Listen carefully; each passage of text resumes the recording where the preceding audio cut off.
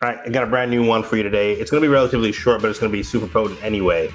So we have an attacker and a defender that knows Jiu Jitsu. So the attacker goes in, he goes for a swing. We see our Jiu Jitsu defender, who appears to be actually older. He's in his, looks like he's in his 40s or 50s. He's got a couple gray hairs you can see sprinkled in a little later on, but he does a great job of getting to the inside and defending. So as we're breaking down this video, I want you to tell me what's the most dangerous part in this video, and then we'll connect at the end and see if we're on the same page.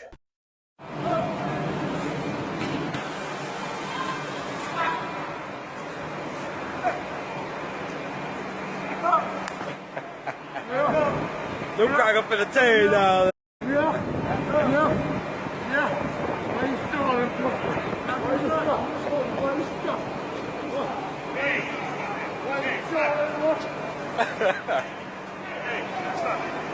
He's on me. Get up. No, control him. Get up. Stop. Alright, let it go. Let him go. Let him go, Cal. Let him go. All right. Let him go. For sure.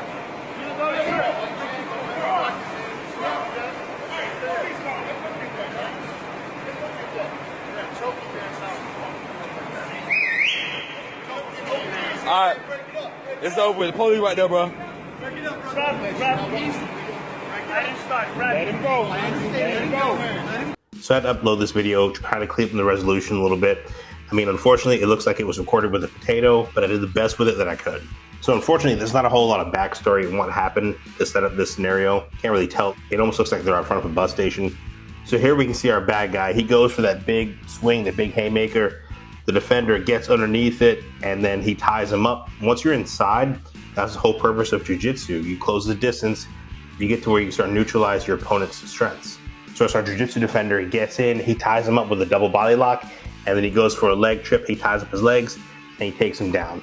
Now, the smoothest landing right here, you see he has a hard fall on that right hand, but he's able to recover from there. The whole purpose of jiu-jitsu, once again, is to neutralize your opponent's explosive power. If you stay at distance, that's when they can strike, they can punch, they can kick. If you get inside, you can neutralize, take them to the ground. After the fight goes to the ground, we see a great transition to a mount control, and he starts climbing up. For me, mount control in a self-defense situation is one of my top 2 or 3 positions, right? Not number 1 in my book, but top 2 or 3, because it gives you generally good visibility, good control of the person that you're trying to control, right?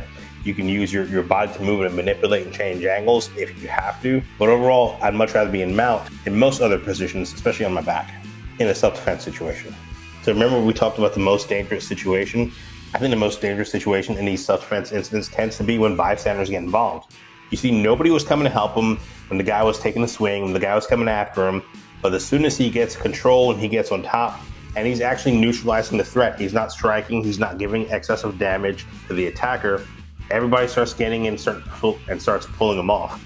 What you have to realize is that's the most dangerous part, because at that point, as they're trying to separate you, right, that's going to give the attacker space that he needs to go back. Maybe he grabs his weapon, or maybe he starts striking because you had space created that you were otherwise would have been neutralized and controlling on your own terms.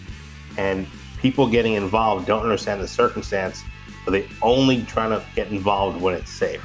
I'm not saying it's bad in all scenarios, but if you have a scenario where somebody obviously knows what they're doing in fighting, they're not overexerting the force, they're not overdoing it, they're not hurting anybody, they're just controlling the situation so everybody's staying safe. The wrong thing generally to do is to get involved if you have no idea what you're doing. I really like that cross face you used to kind of dig in and press in and create a little space right there to keep him from being able to sit up with him. Great for our defender to use that cross face, that wedge, and drive and create space and get him back up.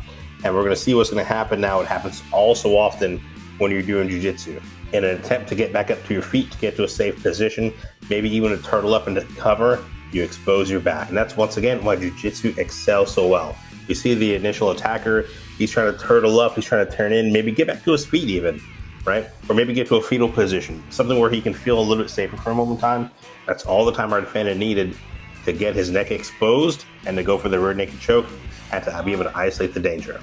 And it's not going to be much longer after this that I think law enforcement gets involved. We see somebody sticking their hand in and separating them. I think that's a law enforcement officer.